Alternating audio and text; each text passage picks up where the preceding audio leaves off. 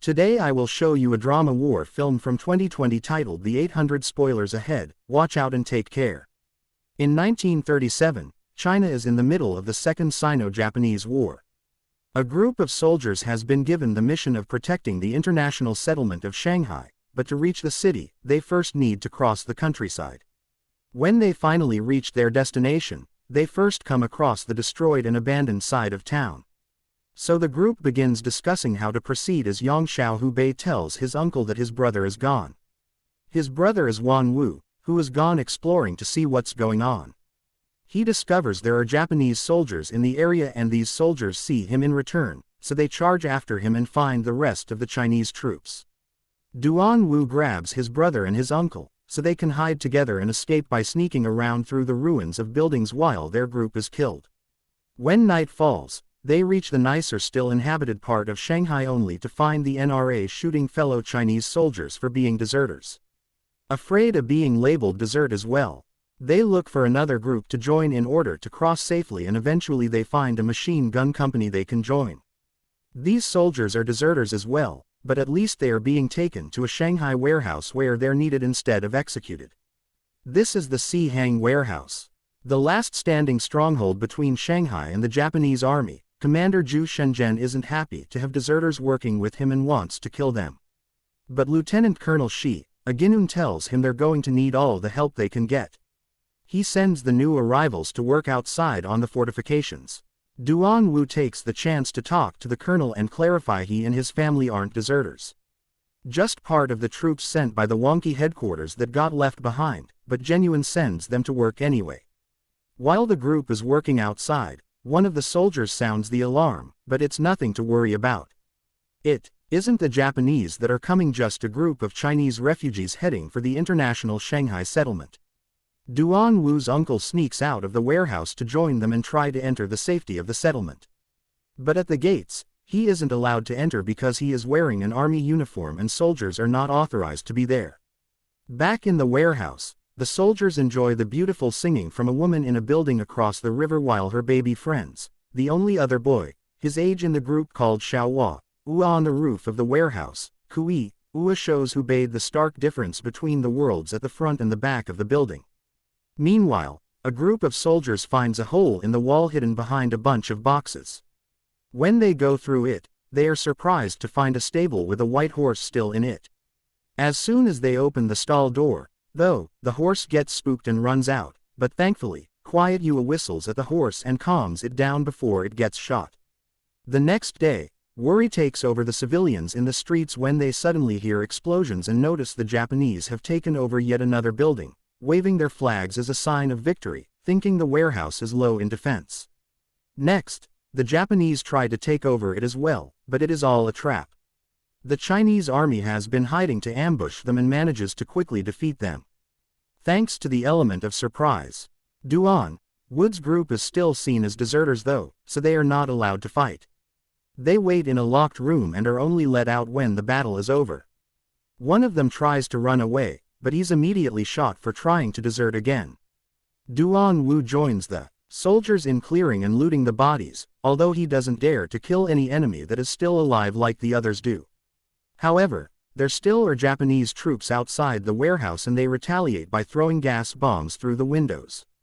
All soldiers run to find cover, grabbing towels to pee on them and cover their faces to protect themselves from the gas. Fear and worry make it impossible for Duan Wu to relieve himself, but thankfully, another officer lends him his mask.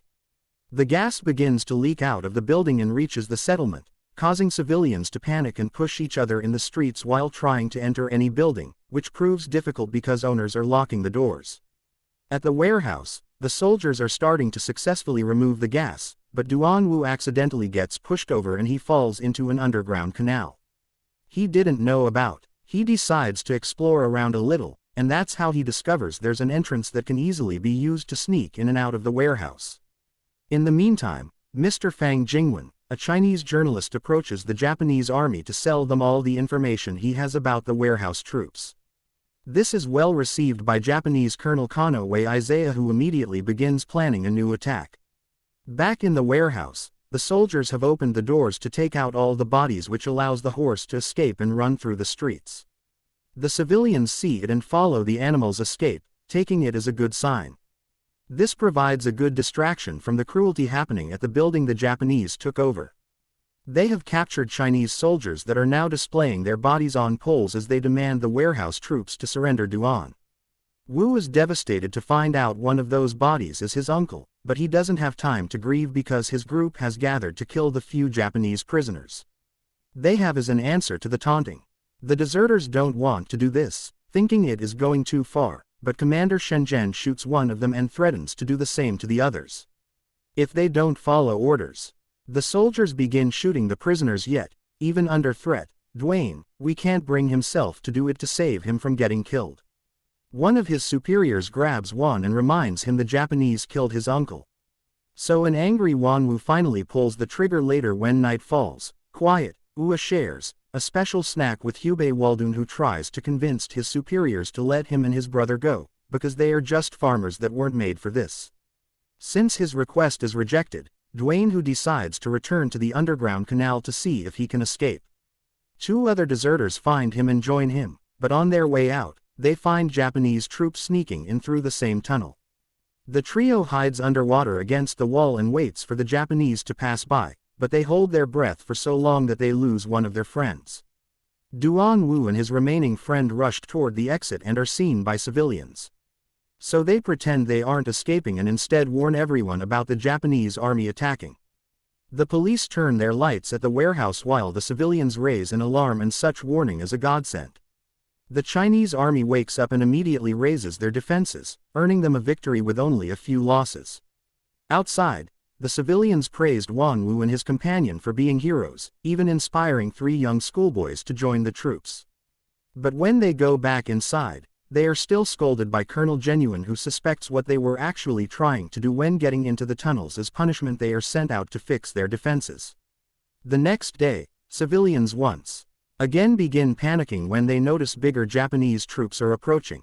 Mr. Fang takes advantage of his intel to take bets on the results of the incoming battle from foreigners, although he doesn't gamble himself.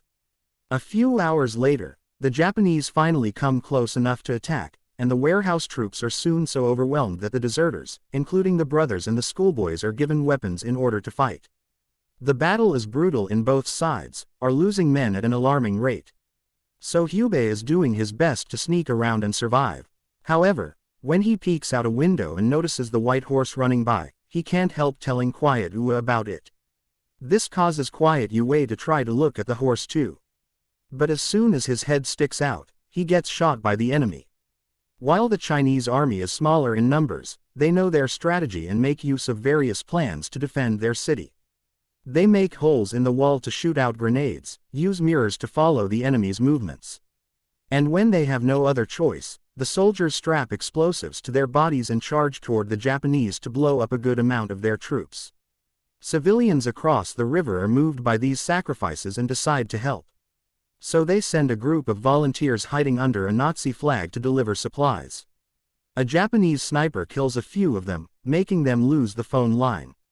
So another civilian man sacrifices himself to run across the bridge and roll the wire over as he is shot down.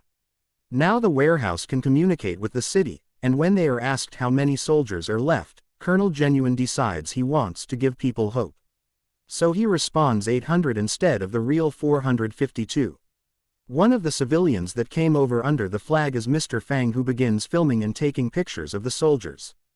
Duane, whose friend, steals Mr. Fang's coat to try to escape because he is scared and wants to see his wife, but Duane who stops him, almost shooting him too, and only deciding not to do so when he sees him ask for mercy.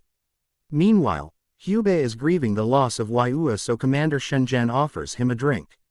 Hubei ends up grabbing the whole bottle while he watches the city lights. There is a donation collection happening in the streets and every civilian is eager to collaborate after seeing the sacrifices in battle. Not to risk another incident like the bridge. This time they slingshot the supplies, reaching the soldiers through the windows of the warehouse. The casino owner surprises everyone by donating a flag, and a young girl crosses the river by swimming to take the flag to the troops. Duan, who sees her and tosses a rope through the window to help her get inside, which causes a hidden sniper to shoot at him. But at least the bullet only grazes the neck. And now Hubei thinks of him as a hero. Afterward, Colonel Genuine informs his troops that the Generalissimo wants them to defend the warehouse for 2 more days to gain worldwide attention. However, this could possibly mean they shouldn't raise the donated flag because it would taunt the enemy, provoking them to fight harder while they lack the men to counterattack. A huge argument begins among the soldiers, and while the answers are mixed, the majority votes for one conclusion: they shall raise the flag anyway. The next morning, the deserters are tasked to raise the flag on the roof of the warehouse, which earns them the cheer of the civilians. The Japanese army wastes no time in attacking, and their fighter planes concentrate on specifically targeting the flag. While the Chinese troops are losing many men by the second, they still hold on to the flag to keep it up. So the Japanese turn to attack the civilians too. Because there are foreigners there, they receive a message saying this may be seen as an act of war by the other nations. The flag eventually falls, and while the Chinese decide to stop attacking to avoid unnecessary sacrifices, they still raise the flag again. Fortunately, the Japanese begin to retreat when they receive objections from the British, so Dwayne will begin celebrating their victory before he realizes he has been shot. With his last breath, he asked Mr. Fang to take a picture of him for his brother. Later, while Hubei is once again watching the city and grieving another loss, the white horse shows up and allows him to pet at his comfort. That night, Colonel Genuine reenacts an old Chinese tale of war with a map and a puppet to remind his troops of the importance of what they're protecting. The following day, the British put a Red Cross flag outside the settlement to mark it as a safe zone. Colonel Eisall comes over in a black horse to talk. So Colonel Genuine meets him by riding the white horse. It turns out Isaiah will be replaced by another colonel soon, and he knows the Chinese will receive orders to retreat for the sake of their honor and to be seen less as a failure. He requests one last battle. Colonel Genuine accepts and rushes back to the warehouse to get the troops ready. Hiding under an English flag, the commissioner comes over to give an order to retreat to the settlement at midnight. This is not accepted by Colonel Genuine, who thinks that if they continue to fight, they may inspire the international community to help. Sadly, the commissioner already knows nobody is coming after the NRA fell. The rest of the world lost interest in their conflict. The higher-ups have decided it's better to accept the loss. It may be not honorable, but the country has suffered enough. This upsets Colonel Genuine, who thinks these orders make all their sacrifices lose their meaning. When night falls, the searchlights are turned off so that the soldiers can retreat through the bridge, but a small group will have to stay behind to provide cover. Mr. Fang takes pictures and letters from this group promising to take them home to their families. While the civilians fled the streets to watch the soldiers cross the bridge, Hubei decides to stay behind as one of the defenders. The Japanese soon turn on their own searchlights, firing a flare to light up the area and make it easier for them to attack the soldiers on the bridge. The group of volunteers leaves the warehouse to approach the Japanese camp in an attempt to slow them down, but they quickly get shot. Civilians try to help as well by reaching out with medical supplies or shooting with their own weapons from the balconies of their homes. Little by little, most of the Chinese troops are killed, including Colonel Genuine, so only a handful of men make it to the settlement where the civilians are reaching out to them through the gates. In modern day Shanghai, the white horse emerges from the ruins of the warehouse. These ruins are still up as a memory of the sacrifice that allowed China to be the main battleground for the anti-fascist war in the Orient. The Chinese army accounts for 70% of Japanese casualties in the Second World War. Make sure to subscribe and turn on notification, so you can watch more videos like this.